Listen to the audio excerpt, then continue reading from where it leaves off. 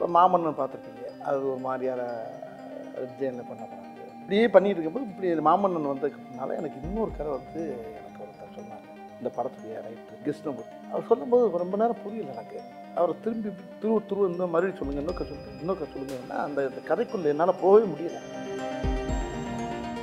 என்னை சொல்லிட்டீங்க, இன்னொரு ஆர்டிஸ்ட் யாருங்கிறத சொல்லுங்கன்னா அப்புறம் ஃபுல்லாக கதையை கட்டேன். கதை எனக்கு பிடிச்சது. ஒரு 2 நாள் சரி திருப்பி மீட் பண்ணுறேன். மீட் பண்ணோன்னே இந்த கதை வந்து சார் பகவத் சார் பண்ணாங்க சார், எனக்கு பயங்கர சந்தோஷம் அப்படின்னு மாமன்னே என்கிட்ட ரொம்ப நேரம் சொல்லியிருந்தார். இப்போ இந்த படத்தில் ரொம்ப நெருக்கமாக உட்காந்து பேசக்கூடிய அளவுக்கு இந்த படத்தில் அவர் கூட எனக்கு ஒரு வாய்ப்பு கிடைச்சது.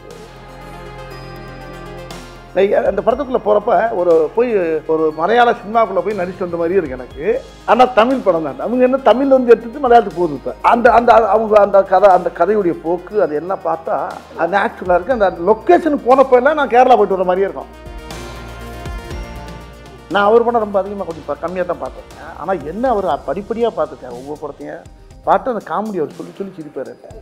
சொல்லும்போது எனக்கு அப்புறம் நான் அந்த காமெடி எப்படி நடந்துச்சு, எப்படி நடந்துச்சு, இப்படி ஒவ்வொரு சம்பவத்தையும் ஸ்பாட்டில் என்ன நடந்துச்சு, நான் நடித்த இடங்களை அப்புறம் சொல்லிவிட்டு அவரை சிரிக்கப்பட்டு இது நல்லா இருக்கேன் அப்படின்பாரு. ஒன்று அவங்க 3 பேரும் மலையாளத்தில் பேசியிருப்பாங்க. நான் ஒரு ஆள் மட்டும் இந்த திக்கு தெரியாமல், திசை தெரியாமல், பாச தெரியாமல் அப்படியே நின்றுக்கிட்டே இருக்கேன். இது என்ன பார்ப்பேன், என்ன பேசுகிறாங்க, பேசாமல் நம்ம வீட்டுக்கு அனுப்பிடலாங்கிறாங்களா, என்ன பேசு.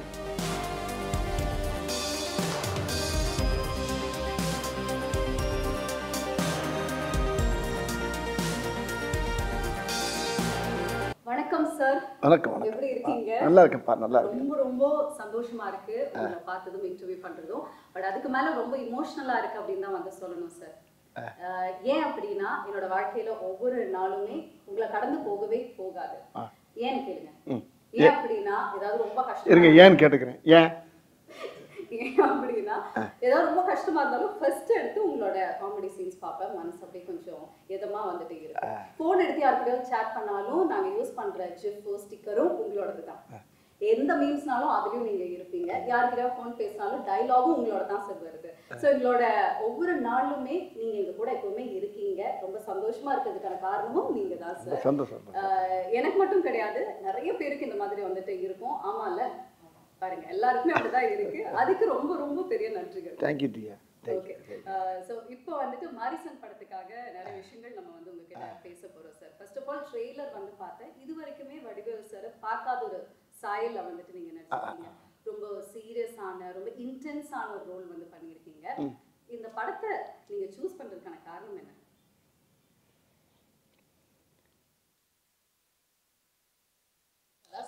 பவர்ஃபுல் ஐஸ் வந்துட்டு தெரியுது. அதாவது நான் எத்தனையோ கதைகள் கேட்டிருக்கேன். இது வரைக்கும் நீங்கள் சொன்ன மாதிரி, திவ்யா சொன்ன மாதிரி நிறைய காமெடி படம், காமெடியில் தான் அதிகமாக கவனம் செலுத்தினேன். நகைச்சுவையில் போவேன், எல்லாம் பண்ணுவேன். சில கதைகள் வந்து பிளாக் காமெடியோட வரும், சில கதைகள் வேறு மாதிரி இருக்கும். இப்போ மாமன்னன் பார்த்துருப்பீங்க, அது ஒரு மாதிரியான டிசைனில் பண்ணப்படாது. இப்படியே பண்ணிகிட்டு இருக்கும்போது இப்படி மாமன்னன் வந்ததுனால எனக்கு இன்னொரு கதை வந்து எனக்கு ஒருத்தர் சொன்னார், இந்த படத்துடைய ரைட்டர் கிருஷ்ணமூர்த்தி. அவர் சொல்லும்போது ரொம்ப நேரம் புரியல எனக்கு. அவரை திரும்பி துருவ இன்னும் மறுபடியும் சொல்லுங்கள், இன்னொரு சொல்லுங்கன்னா அந்த கதைக்குள்ளே என்னால் போகவே முடியல. திருப்பி இன்னும் அந்த சீனை சொல்லுங்கள், அடுத்து இன்னும் அந்த முதல்ல ஒரு சீன் சொல்லுங்கள், அப்படியே ஒவ்வொரு சீனை திரும்ப அவர்கிட்ட கேட்டு உள்வாங்குறேன். வாங்கினா அவர் எங்கிட்ட போகிறாரு, அப்படி போகிறாரு. இந்த சடை பண்ணுவோம்ல பெண்களுக்கு, இப்போ அந்த 3 சடை பின்னால் போடுற மாதிரி பல சடை போடுற மாதிரி, இந்த ஒரு படத்தை முனியாண்டி விலங்குல பல பக்கம் சடை போட்டிருப்போம்ல, அது மாதிரி பல பெண்டுகள் வருது இல்லை. ஆனால் கதை பார்த்தீங்கன்னா கேட்க அந்த கதையே வேறு மாதிரி இருக்குது. அது வித்தியாசமான கதையாக இருக்கேன். ரொம்ப நேரம் யோசனைட்டே இருக்கேன். அப்போ திருப்பி ஒரு 1 ஹவர் கேட்கக்கூடிய கதையை ஒரு 2 ஹவர் 3 ஹவர் அவர் கிருஷ்ணமூர்த்தி சார்கிட்ட கேட்குறேன். ரொம்ப வித்தியாசமாக இருக்குது, நல்லா இருக்காது சார், யார் பண்ணுறாரு அப்படின்னு கேட்டேன். சௌத்ரி சார் சூப்பர் கூட்டிலேருந்து பண்ணுறாங்க சார். அவருடைய கோபுஷர் வந்து முகேஷ் சார் அப்படிலாம் சேர்ந்து எல்லாம் பண்ணுறாங்க. சரி அப்படிங்கும்போது அப்போ அந்த கதையை இப்போ இந்த கதைக்கு நான் பேசிகிட்டு இருக்கும்போது வேறு இதில் யார் இன்னொரு ஆள் யார் அப்படின்னு கேட்குறப்ப அவர் என்ன சொல்ல மாட்டேங்கிறார். இல்லை சார் கொஞ்சம் 2-3 நாள் உங்களுக்கு அந்த சஸ்பென்ஸ் வந்துடும் அப்படின்னாரு. அது நான் என்னையே சொல்லிட்டீங்க, இன்னொரு ஆர்டிஸ்ட் யாருங்கிறத சொல்லுங்கன்னா அப்புறம் ஃபுல்லாக கதையை கட்டினேன். கதை எனக்கு பிடிச்சி போச்சு. இப்போ 2 நாள் சென்று திருப்பி மீட் பண்ணுறாரு. மீட் பண்ணோன்னே இந்த கதை வந்து சார் இல்லை பகவத் சார் பண்ணுறாரு சார் அப்படின்னாரு. எனக்கு பயங்கர சந்தோஷமாயிடுச்சு. அவரும் இப்போ தான் நம்ம மாமன்னன் காம்பினேஷன் உங்களுக்கு அந்த காம்போ இருக்குல்ல உங்களுக்கு, அவரா இது சூப்பராக இருக்குமே. அந்த காம்பினேஷன் அவர் கூட பண்ணுறப்போ அந்த படம் எப்படி இருக்கிறது அவனுக்குள்ள நானும் கிருஷ்ணன் சார் ஓட்டி பார்த்தோம். ரொம்ப திருப்பி இன்னொரு மீட்டிங்கில் வர்றாரு. சார் இதில் வந்து டேரக்டர் என் ஃப்ரெண்டு அப்படின்னா அங்கே அருமையான அற்புதமான மனிதர் கிருஷ்ணமூர்த்தி மாதிரி அவர் ஒருத்தர், சுதீஷ் சங்கர். அவர் வந்து பார்த்தா அவர் தெய்வ பக்தி. அந்த ஷூட்டிங்கில் எடுக்கும்போது திருவண்ணாமலைக்கு போனால் கேப்பில் போனால் திருவண்ணாமலை சுற்றிக்கிட்டே இருப்பார். ஆமாம், எங்கே ஆளை காணான்னு நம்ம யூரிங்கின்னு போகிறதுக்குள்ள ஒரு மலையை சுற்றி இருந்துருவார். அந்த அளவுக்கு அவர் ஒரு பக்திமான ஒரு அருமையான டைரக்டர். அவரை பற்றி சொன்னோன்னா அவர் அந்த சைடில் அவர் டைரக்ட் பண்ணுற மாதிரி இவர் ஒன்லி ரைட்டர் மாதிரி அவர் பேசிட்டாங்க. சரி உங்களுக்குள்ளே அண்டர்ஸ்டாண்டிங் தான், எனக்கு ஒன்றும் பிரச்சனை இல்லை. பவுத் சார் வந்து சொன்னாராம் வடிவேல் சார் தான் நல்லா இருக்கும் அப்படின்னு சொன்னதாக நான் கேள்விப்பட்டாரு. நீங்கள் நான் தான் வந்து இன்டர்வியூ பண்ணேன் பகத் சார். சோ கண்டிப்பா இந்த கதை உங்களுக்கு தெரிஞ்சிருக்கும் அப்படின்னு நினைக்கிறேன். அவர் வந்து என்ன சொன்னாருன்னா ஃபர்ஸ்ட் நாங்க டீமோட உட்காந்து டிஸ்கஸ் பண்ணும்போது இந்த கதாபாத்திரத்துக்கு வடிவேல் சார் மாதிரி ஒருத்தர் இருந்தா கரெக்டா இருக்கும் அப்படின்னு சொன்னாங்க. அதுக்கப்புறம் வடிவேல் சாரே இருந்தா நல்லா இருக்கும் அப்படிங்கிற மாதிரி மாறி இருக்கு. அப்புறம் மலையாளத்துல பண்ண வேண்டிய படம் இது தமிழ்ல வடிவேல் சாருக்காகவே பண்ணணும் அப்படிங்கிற வந்து மாறி இருக்கு. நீங்க எப்படி பாக்குறீங்க? ஐயோ பெரிய அவர் சொன்ன வார்த்தை எனக்கு வந்து மனசை ரொம்ப நெகிழ வைக்குது. என்னன்னா எனக்கு எப்படி நீங்கள் எப்படி செய்யோ அது மாதிரி எனக்கு பெரிய லட்சம் கோடி மக்களில் எவ்வளோ பேர் ரசிக்கிறோ அதில் அவர் எனக்கு பெரிய ரசிக்கிறவர். என் நேரம் பார்த்தாலும் அப்பா வந்து உங்களை பாடுறா வடிவேல் இப்படி பண்ணுறாரு பாடுறா அப்படின்னு சொல்லுவார். அப்பாவை நானும் எங்கள் ஃபேமிலியெல்லாம் பயங்கர ஃபேன் அவங்களுக்கு அப்படின்னாரு. அப்படியே சார் நான் சின்ன பிள்ளைலேருந்து 12வது படிக்கிலேருந்து உங்கள் பார்த்துக்கிட்டேங்க சார், நான் பயங்கர தீவிர ஃபேன் சார் நான் அப்படின்னு மாமன்னே என்கிட்ட ரொம்ப நேரம் சொல்லியிருந்தார். இப்போ இந்த படத்தில் ரொம்ப நெருக்கமாக உட்காந்து பேசக்கூடிய அளவுக்கு இந்த படத்தில் அவருக்கு கூட எனக்கு ஒரு வாய்ப்பு கிடைச்சது. அது அவர் கூட பண்ணுறப்ப மராக்கல் அறியேன். அப்புறம் ஹீரோ நான் வந்து அவர் தான் ஹீரோன்னு இன்னும் சொல்லிக்கிட்டு இருக்கேன். எனக்கு ஹீரோ அவர் தான். இல்லை இதில் இன்னொரு ட்விஸ்ட் இருக்குது. ஒரு கேள்வி அவர்கிட்ட வந்து நான் கேட்டேன், யார் சார் இந்த படத்தில் ஹீரோ? ஏன்னா 2 பேருமே ட்ரெய்லரை பார்க்கும்போது ஈக்குவலாக இருக்கு கேரக்டர். எனக்கு ஒரு கன்ஃபியூஷன், யார் சார் இதில் ஹீரோ, நீங்களா இல்லை வடிவேல் சார் அப்படின்னு கேட்கும்போது அவர் சொன்னார் இல்லவே இல்லைங்க 100% வடிவேல் சார் தான் ஹீரோ அப்படின்ட்டாரா? அதான் ஒரு கை இந்த கை 2 கையும் சேர்ந்த தட்டில் தானே சத்தம் கேட்கும். அது மாதிரி அவரு நான் சேர்ந்து இணைந்த கைகள் இந்த மாதிரி அவர் கூட நடித்தது எனக்கு பெரிய பாக்கியம் அப்படிதான் நான் நினைக்கிறேன். ஆனால் அவர் என்ன நினைக்கிறாரு என்னைய பெருசாக சொல்கிறாரு. எப்படியோ இந்த படத்தில் அந்த கதை வந்து அருமையான கதை தான் அந்த படத்தில் கண்கள். அது அந்த படத்துடைய டைரக்டரும் அந்த டீமே நல்ல டீம். அதெல்லாம் முக்கியமான ஆள் யாராரு கேட்டிங்கன்னா இப்போ நான் அவர் sir Bhagwat sir, director Sudheesh Shankar, Krishnamurthy sir. அதில் இன்னொரு பெரிய விஷயம்னா நம்ம யுவன் சார். ஆமாம், அது நீங்கள் கேட்கறதுக்கு முன்னால் நான் சொல்லிட்டேனோ. ஆமாம், யுவன் சார் வந்து அந்த படத்தில் அப்படியே தள்ளி இருக்கார். பிரமாமா அவருடைய இசையெல்லாம் கேட்குறப்ப ரொம்ப அருமையாக இருக்குது. அதை விட இன்னொரு ஒரு பெரிய எல்லா டெக்னிக்ஸுமே சூப்பராக இல்லை. இந்த கேமராமேன் ஒரு ஆள் இருக்கார், கலைன்னு ஒரு பேர், உண்மையிலே கலை டைப் உள்ளதான். கேமராமேன் கலை அந்த படத்தை அவளை அழகாக அந்த படத்துக்குள்ளே போகிறப்ப ஒரு மலையாள சினிமாக்குள்ளே போய் நடிச்சு வந்த மாதிரியே இருக்கு எனக்கு. ஆனால் தமிழ் படம் தான். அவங்க என்ன தமிழ் வந்து எடுத்துட்டு மலையாளத்துக்கு போகுது. இப்போ அந்த கதையுடைய போக்கு அது எல்லாம் பார்த்தா நேச்சுரலாக இருக்குது. அந்த லொக்கேஷன் போனப்போ எல்லாம் நான் கேரளா போயிட்டு வர மாதிரியே இருக்கும். நம்ம ஊரில் தான் எடுக்கிறாங்க எல்லாம். லம்பா சமுத்திரம் அங்கிட்டு இங்கே போகிறாங்க, இங்கிட்ட திருவண்ணாமலை போனால் ஒவ்வொரு லொக்கேஷன் பார்த்தீங்கன்னா இங்கே ஒரு 35 கிலோமீட்டர் 40 கிலோமீட்டர் மலைக்கு அடியில் அடிவாரம் யானை வர்ற ஏரியா அங்கிட்ட தான் போய் எடுக்கிறது. ஆனால் பார்த்தா அப்படியே அந்த கதைக்கும் அந்த கதையோடு சேர்ந்து பொருள் பார்த்துங்க அந்த லொக்கேஷன். அது அப்போ ஆர்டிஸ்ட் வேலை செய்யவே ஆசையாக இருக்கும். அப்படி ஒரு அழகான ஒரு படம், மக்களுக்கு ரொம்ப கண்டிப்பா ட்ரெய்லர்ல பாக்கும்போதே அவ்வளோ ஃப்ரெஷ்ஷா இருக்கு, அழகா அழகா இருந்தது சீன்ஸும் ஃப்ரேம்ஸும். அதுல உங்க எல்லா பேருமே உள்ள ஆடியன்ஸே கதைக்குள்ளே வந்துட்டு தான் அப்புறம் தான் படத்தை வெளியே போக முடியும். இன்டர்வல் தான் உள்ளே போக முடியும். அது வரைக்கும் கதைக்குள்ளேயே வந்துடுவாங்க எல்லாரும்.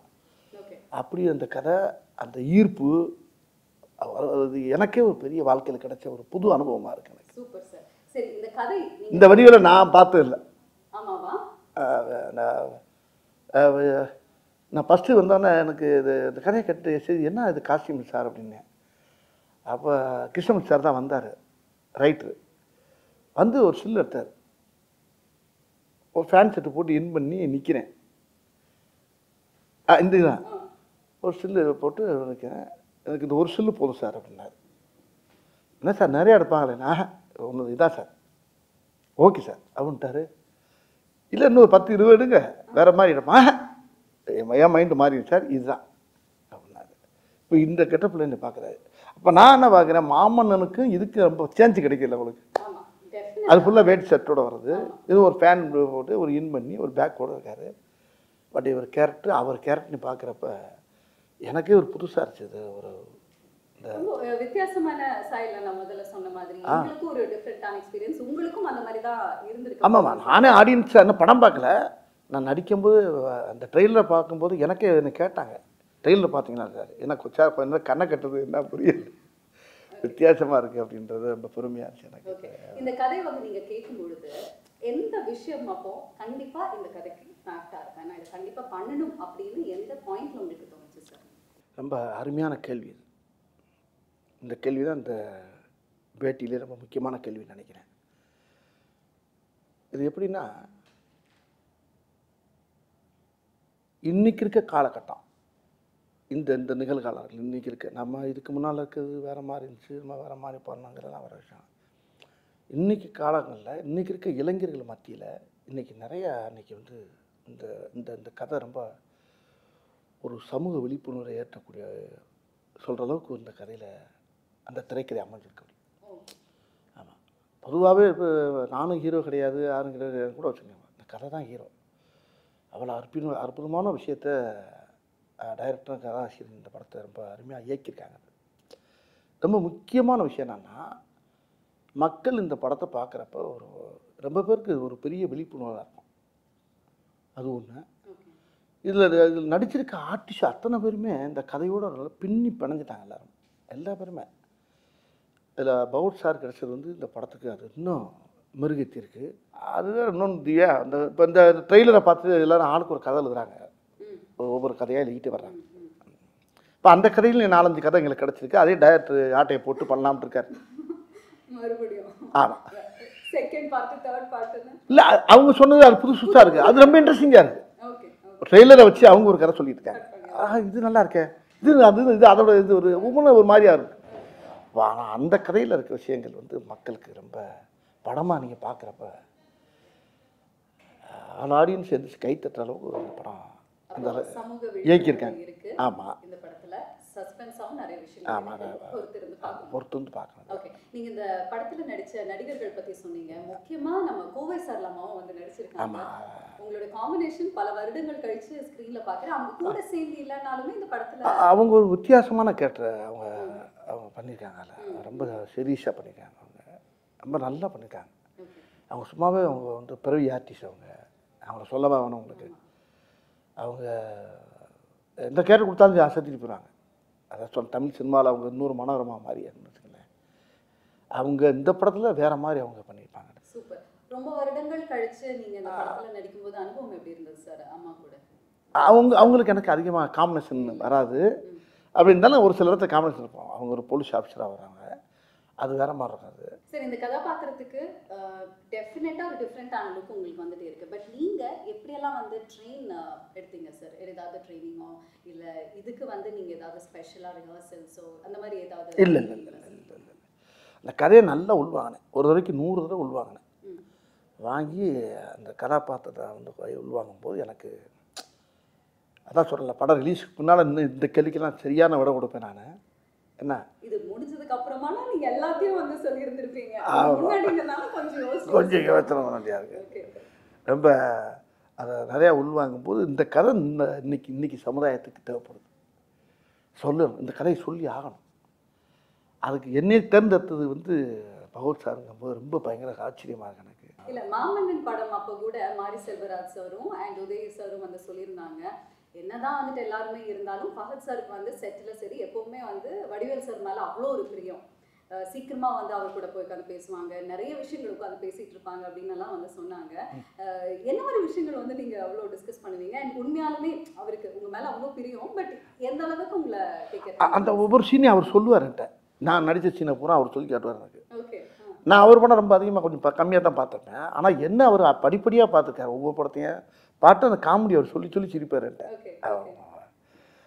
சொல்லும்போது எனக்கு அப்புறம் நான் அந்த காமெடி எப்படி நடந்துச்சு, எப்படி நடந்துச்சு, இப்படி ஒவ்வொரு சம்பவத்தையும் நான் ஸ்பாட்டில் இருந்து என்ன நடந்துச்சு, நான் நடித்த இடங்களை அப்புறம் சொல்லிவிட்டு அவரை திருக்கி பற்றிருப்பேன்.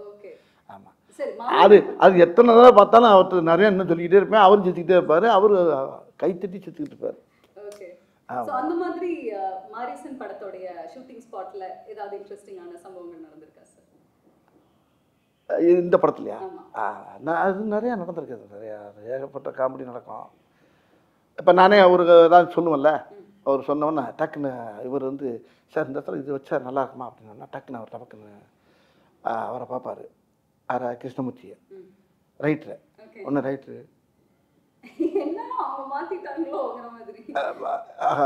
ஒரு கரையை மாற்றி வேறு மாதிரி போகிறாங்க, ஒரு பீதியாக இருக்கும். ஒன்று இவர் ரைட் சொல்லுவார், அது வேணுமா அது வேணுமா, ஏன்னா அவர் கதையில் ஆனால் அதில் சேரும், அது அந்த அந்த டைலாக் சேரும். ஆனால் அவருக்கு ஆசையாக இருக்கும், அவருக்கு பௌத்ஸாக இருக்கு. ஆனால் அவர் நல்லா இருக்கே அப்படின்பார். அப்புறம் கிருஷ்ணன் சார் சரி வேணாம் அப்படின்பாரு. பௌத்ஸார் வேணான்றாரு. வேணாம்னா அவனு டேரக்டர் சார் அங்கேருந்து வந்துடுவார், சுதிசங்கர் சார் அங்கேருந்து வந்துடுவார். என்ன என்ன அப்படின்பாரு. இல்லை இது நல்லா இருக்கேன் அப்படின்பாரு. ஒன்று அவங்க 3 பேர் மலையாளத்தில் பேசிகிட்டு இருப்பாங்க. நான் ஒரு ஆள் மட்டும் இந்த திக்கு தெரியாமல் திசை தெரியாமல் பாச தெரியாமல் அப்படியே நின்றுக்கிட்டே இருப்பேன். இது என்ன பார்ப்பேன், என்ன பேசுகிறாங்க, பேசாமல் வீட்டுக்கு அனுப்பிடலாங்கிறாங்களா, என்ன பேசி 3 பேர் மலையாளத்தை பேசிக்கிட்டே இருப்பாங்க. நான் அதான் சொல்லலை, தினம் மலையாள ஷூட்டிங் போயிட்டு வந்த மாதிரி இருக்கும். ஆமாம். அப்புறம் அவங்க எவ்வளோ பற்றி கிருஷ்ணன் சார் பதறுவார், சார் வேணாம் சார் தெரியாமல் கேட்டு தொலைங்க விட்டு தொலைங்க அப்படி. இல்லை சார் ஓகே சார் அப்படின்பாரு. இல்ல ஃபஹத் சார் ஒரு விஷயம் வந்து சொன்னாரு, சீரியஸான ஒரு சீன் நாங்க நடிச்சிட்டு வருவோம், ஆனா வடிவேல் சார் உடனே பின்னாடி வந்துட்டு அதே சீனை அவர் ஒரு காமெடியான ஒரு வேலை அப்படி சிலது வைக்கப்பட்டது இருக்கு, வேணான்னு சொன்னது இருக்கு. இப்படி சில விஷயம் ரொம்ப எனக்குள்ள ரொம்ப சுவாரஸ்யமா ஜாலியாக எடுத்துக்கிறோம் நாங்கள். அதே மாதிரி அவர் நிறையா சொல்லுவார். டைரக்டர் ரொம்ப அவர் இல்லை, நாங்கள்லாம் ஒன்று யோசிப்போம், ரைட்டர் ஒன்று யோசிப்பார், டைரக்டர் அங்கே புதுசாக ஒன்று சொல்லுவார். அந்த இடத்துல அப்படி சேர்ந்து இந்த ஸ்பாட்லேயே அது அந்த இடத்துல மாற்றுவோம், நல்லாயிருக்கும், நல்ல டீம். இல்லை இடையில அவர் வந்துடுவார். சில நேரத்தில் இந்த தமிழில் சில வார்த்தை எங்களுக்கு புரியாது. அவர் ரைட்டர் நல்லா தமிழ் பேசுவார், கிருஷ்ணமூர்த்தி சார். அவர் டைரக்டர் சார் கொஞ்சம் தமிழில் அப்படியே தாரா பா ஆ பா ஓ ஆ அப்படின்னு போயிட்டு வருவார். இது மலையாளம் இல்லை, நீங்கள் அப்புறம் அங்கேருந்து கேமராமேன் வர என்ன என்ன ஓ இதா சார் இது இந்த தமிழில் வந்து இது வரும் சார், மலையாளத்தில் அப்படி வரும். ஓ சார் அப்படியா இது எப்படி சொன்னால் நல்லா இருக்கு அப்படி இப்படி 2 பேரும் அந்த அந்த எல்லாம் தாய் இல்லையா, எல்லாம் பூரா அதானே, ஒரு தாய் பிள்ளை தானே, எல்லாம் நாங்கள்லாம் சேர்ந்து 2 மொழியும் சேர்ந்து அதில் விளாண்டுருப்போம் பாருங்கள். பிரமாமா உண்மையிலே நல்ல அனுபவம், நல்ல படம், மக்களுக்கு சொல்ல வேண்டிய ஒரு நல்ல விஷயத்தை விழிப்புணர்வாக்குற அளவுக்கு ஒரு படத்தை கொடுத்துருக்காங்க. Super sir, very nice. இதுல ரொம்ப ஒரு டீப்பான விஷயம் என்னன்னா, அல்சைமர்ஸ் பேஷண்டா வந்து நீங்க நடிச்சிருக்கீங்க, அதாவது மறந்து போற ஒரு விஷயம். ஸோ அந்த மாதிரி கதையை தாண்டி நிஜ வாழ்க்கையில நீங்க ஏதாவது மறந்து போய் எங்கேயாவது மாட்டின அனுபவங்கள் இருக்கா? நல்ல வார்த்தை அது. இது எப்படின்னா எல்லாருக்குமே இந்த வியாதி இருக்கு, எல்லாருக்குமே அந்த வியாதி இருக்கு. இந்த வியாதி இல்லாதவங்களே கிடையாது. ரொம்ப பேரும் இது ரைட்டர் வந்து என்கிட்ட சொன்னபோது கிருஷ்ணன் சார் சொன்னாருன்ற. இப்போ பொதுவாக பாருங்கள், நம்ம வீட்டில் நம்ம நம்ம அம்மாவாக இருக்கணும், ஒய்ஃபாக இருக்கணும், அந்த கார் போயிட்டு இருக்கணும் 50 கிலோமீட்டருக்கு அங்கிட்டு, ஐயோ வீட்டை அதை மறந்து வந்துட்டு, ஐயோ ஐயோ வண்டியை தப்புங்க, இதை வச்சுட்டு பேக்கை வச்சுட்டு வளையலை வச்சுட்டு அப்படி ஒரே ஒன்று பார்த்தா அவன் டிரைவர் என்ன செய்யாது அவன் ஓட்டிக்கிட்டு இங்கே ஃபேமிலி கத்துற பாட்டு ஒரே ஏதோ ஒரு பேக்கை வச்சுட்டு வந்துட்டாலாம், அவன் ஓரமாக வண்டியை நிப்பாட்டிட்டான். ஏப்பா எப்படி கொண்டு வர முடியுமா? ஏங்க 70 கிலோமீட்டர் வந்தாச்சுங்க. இப்படிலாம் நடக்கும். நிறைய பார்த்துப்போம் வாழ்க்கையில். எங்க வாழ்க்கையில நடக்குது. எல்லார் வீட்லேயும் எல்லார் வீட்லையும் அது பெரிய ஒரு முக்கியம். அந்த மறக்கிறது ரொம்ப. இப்போ பாருங்க, நான் இப்போ காரில் வந்துருக்கேன், துண்டை மறந்துட்டேன். இந்த துண்டை வீட்டில் வச்சுட்டு வந்தா கையில் துண்டு இல்லாமல் இருக்க முடியாதா? ஐயோ அந்த தவளை காணாமடான்னு சொல்லிட்டு வந்தேன். வெளியே வந்து பார்க்குறேன், டவுசர் பையில் இருக்குது. உள்ளதான் வச்சிருக்கீங்க. இங்கே தான் இருக்குது. அந்த ஆட்டை தோலில் போட்டு தேடுவாங்கல்ல, ஆமா. அது மாதிரி நிறைய விஷயங்கள் மறதிங்கிறது வந்து வாழ்க்கையில் மனுஷனோட ரொம்ப கலந்துருச்சு இன்னைக்கு. அப்போ அந்த மறதிங்கிறத எப்படிங்கிறத அந்த இடத்துல அது எனக்கு இந்த கதையில் வந்து ரொம்ப உதவியாக இருந்துச்சு. உதவியா இருந்தது. ஓகே, நிஜ வாழ்க்கையில என்ன சார் நினைக்கிறீங்க? இது ஒரு பர்சனல் क्वेश्चन. மறந்து போறது வந்துட்டு அது ஒரு பாசிட்டிவான விஷயமா இல்ல அது ஒரு நெகட்டிவ் அப்படின்னு நினைக்கிறீங்களா? ஏன்னா நிறைய சம்பவங்கள் நம்ம மறந்தா போதும் அப்படின்னு வந்து தோணும். அதனால நிறைய நெகட்டிவும் இருக்கு. பட் நீங்க எப்படி சார் இதை பார்க்குறீங்க? ஆமாம், அது மறதிங்கிறது வந்து பெரிய ஆபத்தான விஷயம் இல்லை. மறதிங்கிறது எவ்வளோ பெரிய விஷயம். டைரக்டர் என்கிட்ட சொன்னார், முதல்ல நேரத்தை மறக்கிறது, அப்புறம் இடத்த மறக்கிறது, அப்புறம் தன்னை மறக்கிறது. தன்னை மறந்தாச்சுன்னா உயிரோடு இருந்து பிரயோஜனம் இல்லை. அப்படி ஒரு வியாதி எனக்கு இந்த படத்தில். அதுக்கப்புறம் கல்யாணம் எனக்கு அப்படி ஒரு வியாதி எனக்கு அந்த படத்தில் இருக்குது. அதைத்தான் நானும் படத்தை பார்க்கணும்னு ஆசையாக இருக்கேன். இன்னும் பார்க்க நான் ட்ரெய்லர் பார்த்துட்டு தான் இருக்கேன். ஏன்னா இந்த ட்ரெய்லர் பார்த்ததுக்கு அப்புறமாவே ரொம்ப ஆசை இருக்கு, எப்படி கதை போகும், இவங்க ரெண்டு பேரும் காம்பினேஷன். ஆக்சுவலி இந்த ரெண்டு பேருக்குள்ள என்ன காம்பினேஷன்ல வந்து டிராவல் பண்ணி, ஏன்னா அவர் திருட அப்படிங்கிறது வந்து தெரிஞ்சிச்சு ட்ரெயிலே, நீங்க ஒரு பேஷண்ட். பட் இவங்களுக்குள்ள இருக்கக்கூடிய அந்த ஒரு உறவு என்ன, எப்படி போகுது, எப்படி முடிய போகுது அப்படின்னு தெரிஞ்சுக்கிறதுக்கு எங்களுக்கு ரொம்ப ரொம்ப ஆவலா தான் இருக்கு. நீங்க வந்து சொன்னீங்க லொகேஷன்ஸ் எல்லாம் அவ்வளோ அருமையா இருக்கு, சூப்பரா இருந்ததுன்னு. முழுக்க முழுக்க ஒரு ரோட் ட்ரிப் கதை மாதிரி வந்துட்டு ஃபீல் ஆகுது. அந்த மாதிரியா சார்? நீங்க அப்படி பேசிட்டே கதையை பூரா கேட்குறீங்களா? இப்போ ஆமாம், படம் பாருங்க. படத்தை பார்த்துட்டு அடுத்து இன்னொரு பேட்டியில் வெட்டி உள்ள இருக்குல்ல. இப்போ இன்னொரு விஷயம் என்னன்னா, இப்போ சௌத்ரி சார் எனக்கு பேசினார். இப்போ உங்களை பேசுறதுக்கு முன்னால் என்கிட்ட பேசினார். இந்த படத்துடைய producer super good Choudhary sir பேசினார். வடிவேல் படத்தை பார்த்தேன், பயங்கர சந்தோஷமாக இருக்கேன் நான். ஆனால் என்ன சௌத்ரி சார் என்ன ராமாவடியில் 98வது படம் அது. எனக்கு ரொம்ப ரொம்ப ரொம்ப ரொம்ப ஹாப்பியாக இருக்கேன் ஐயா நான். ஆமாம், நல்லா பண்ணியிருக்கேன், பகுத்து எல்லாமே நல்லா பண்ணியிருக்கீங்க. நான் சொன்னேன், தமிழ் சினிமாவுடைய ஜாம்பவான நீங்கள் தான். ஒரு கதையை செலக்ட் பண்ணால் சாமானியமாக செலக்ட் பண்ணி அதை வந்து ஓகே சொல்ல மாட்டேங்க. அப்படியே ஓகே சொன்னாலும் ஒரு ஆளை கூப்பிட்டு பாராட்டுறது ரொம்ப ரேர் எனக்கு தெரிய. ஆமையா, உனக்கு தெரியுமில்ல என்னை பற்றி, நான் உன்னை கூப்பிட்டு பாராட்டுறேன்னா எனக்கு அவ்வளோ உன்னை பாராட்டுன்னு 2 நாளாக உங்கள் நம்பரை கேட்டு நான் பேசி தேடி ஒரு கேட்டுக்கிட்டேன். அதனால் ஒன்றே பிடிக்க முடியல, நீ கொஞ்சம் பிஸியாக இருந்த ஒரு அப்படின்னாரு. அப்போ நான் அந்த பிரபுதேவா படத்தில் டிஸ்கஷனில் நானும் போய் கொஞ்சம் கலந்து போய்கிட்டு இருக்கேன். பவர் நானும் பண்ணுறோம் ஒரு படம். ஆமாம் ஆமாண்ணே, ஆமாம் ரொம்ப நல்லா இருக்கு அப்படியில. அது பெருவாயால் சொல்கிறது வந்து பெரிய தேசிய அவார்டு கிடைச்ச மாதிரி எனக்கு. அந்த படத்தை அவர் பாராட்டுனது தான் எனக்கு வந்து பெரிய வெற்றி இந்த படத்தை. சரி, இந்த படத்துல இருந்து மக்கள் வீட்டுக்கு போகும் பொழுது என்ன மாதிரி ஒரு எக்ஸ்பீரியன்ஸ் இருக்கும்னு நினைக்கிறீங்க? அதனால் முழுமையாக ஏற்றுக்குறாங்க அந்த படத்தை. படத்தை ரொம்ப ரசிப்பாங்க. இது இந்த அதெல்லாம் சொல்லலை. இந்த படம் வந்து முக்கியமாக அன்றைக்கி வந்து ஜனங்கள் மத்தியில் அது வந்து ரொம்ப பெரிய உஷாரம் உண்டாக்கும்.